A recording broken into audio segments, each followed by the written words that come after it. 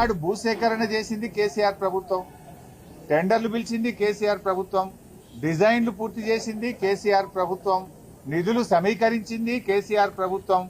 ఆ రోజు సెల్లార్తోని మొదలుకొని 6 అంతస్తుల వరకు భవన నిర్మాణాన్ని పూర్తి చేసింది కేసీఆర్ ప్రభుత్వం. మరి 2 ఏళ్లలో కాంగ్రెస్ ప్రభుత్వం ఏం చేసిందయ్యా అంటే ఒక 5 ఫ్లోర్లు మాత్రమే వేశారు, ఇంకా పూర్తే కాలే. ఫ్లోర్లు వేయడం, స్లాబులు వేయడం కూడా పూర్తి కాలేదు.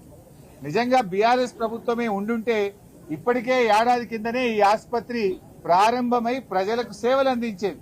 అంటే రేవంత్ రెడ్డికి ఎక్కడ కేసీఆర్ కు పేరు వస్తుందో, ఎక్కడ బీఆర్ఎస్ ప్రభుత్వాన్ని ప్రజలు గుర్తు చేసుకుంటారో అని కావాలనే ఈ ఆసుపత్రి యొక్క నిర్మాణాన్ని స్లో చేస్తా ఉన్నారు.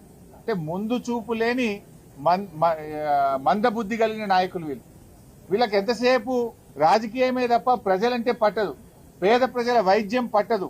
ఎందుకు 2 సంవత్సరాల నుంచి టిమ్స్ ఆసుపత్రి పూర్తి కాలేదు, ఎందుకు పనులు ఆలస్యం అవుతున్నాయని నేను ప్రభుత్వాన్ని అడుగుతా ఉన్నా.